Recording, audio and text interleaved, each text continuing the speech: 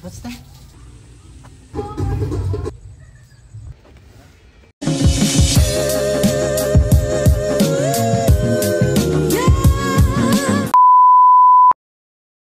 Where are we going? We're going to the Zoo. zoo, that's right. What are we going to see there? We will see lots of Animals. That's right.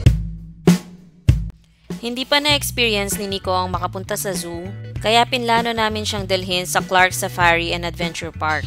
Matagal na naming pinaplano to pero ngayon lang kami nagka-chance dahil ngayon lang gumanda ang panahon. Alam naming marami siyang matututunan dito, lalo na't first time niyang makakakita ng mga actual na animals na dati nakikita niya lang sa TV or sa mga books. Isa na rin itong practice para sa kanya para mabawasan kahit paunti-unti ang pagka-overwhelm niya pag nasa labas siya at pag nakakakita siya ng mga bago sa paningin niya.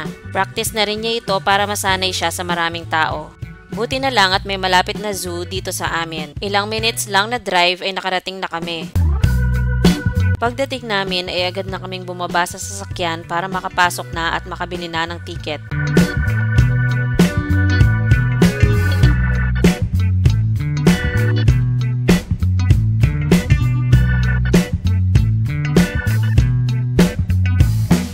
Pagpasok pa lang ay na-amaze na si Nico sa mga statue na animals. Ang ilan sa mga ito ay na-recognize na din niya. Gorilla? Gorilla, that's right. Nico, what is that?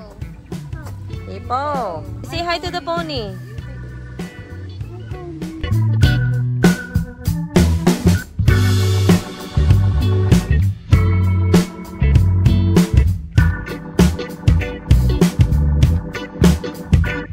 Dahil sa dami ng mga bagong bagay na nakikita ni Nico, ay unti-unti siyang nakakaramdam ng pagka-overwhelm, kaya nagpapabuhat na siya sa daddy niya mayat maya.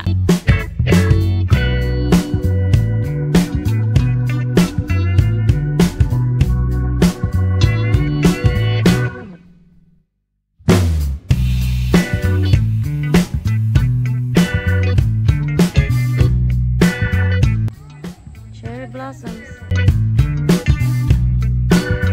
Dahil na-appreciate ni Nico ang music, lagi siyang napapasayaw basta meron siyang narinig na beat.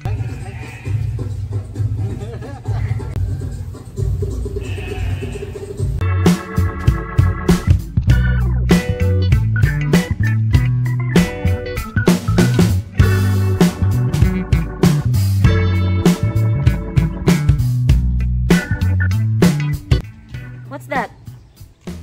Nico, look, oh! What is that? Gorilla.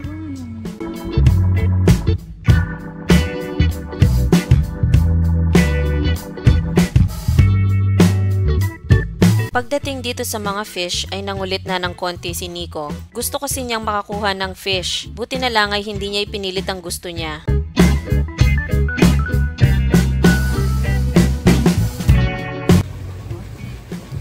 Say goodbye to your best friend, fish.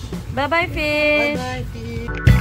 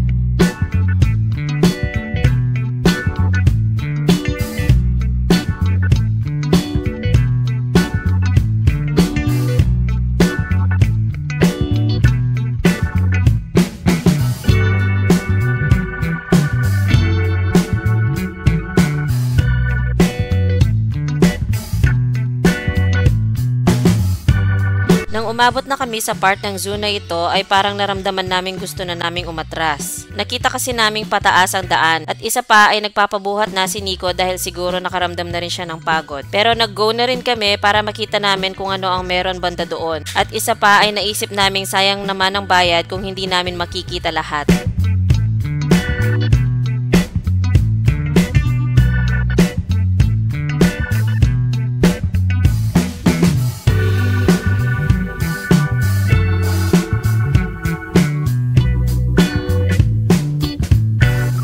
Isa ang pagsakay sa swing ang hindi masyadong gusto ni Nico. In-advise kami ng kanyang therapist na sanayin siya sa pagsakay sa mga swing para makatulong na rin sa kanyang steaming.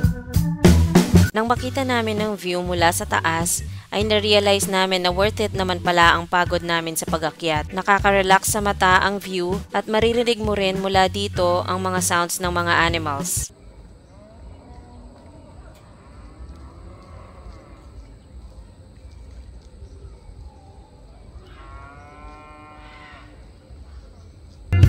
Mula sa taas ay matatanaw mo na din ang Aqua Planet.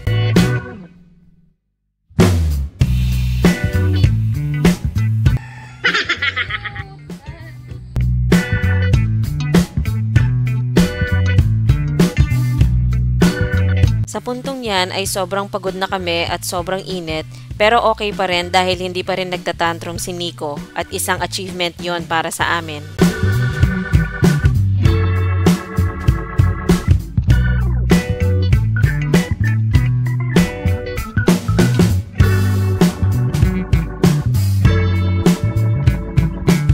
Pinatry din namin kay Nico ang animal interaction para ma-experience din niya at para makita din namin kung paano siya magre-react. Nakita naming interested siya pero siguro dahil first time niya ay medyo natakot siya. Pero at least ay pumayag siya na itry ito.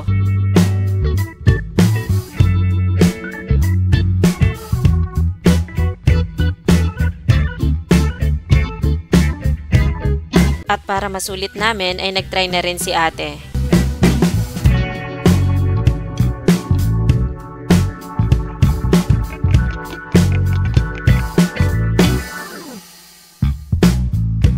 Naging successful naman ang pagpunta namin sa zoo. Nag-enjoy si Aid at lalo na si Nico. Marami silang nakitang animals at bagong experience ito para kay Nico. Ang pinaka-achievement namin para sa trip na to, ang kahit mainit at sobrang napagod si Nico, ay hindi siya nagtantrum or umiyak. Ginusto niyang makakuha ng fish pero hindi niya ito pinilit. Kahit papano ay nakontrol niya ang emosyon niya.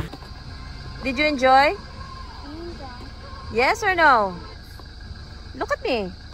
Did you enjoy? Yes. That's good. Did you enjoy? Hey, did you enjoy? Masaya kami sa naging outcome ng trip na to. Hindi nagtantrum si Nico, nag-enjoy silang dalawa ni Ate 8 at higit sa lahat ay nakapag-bonding kami as a family.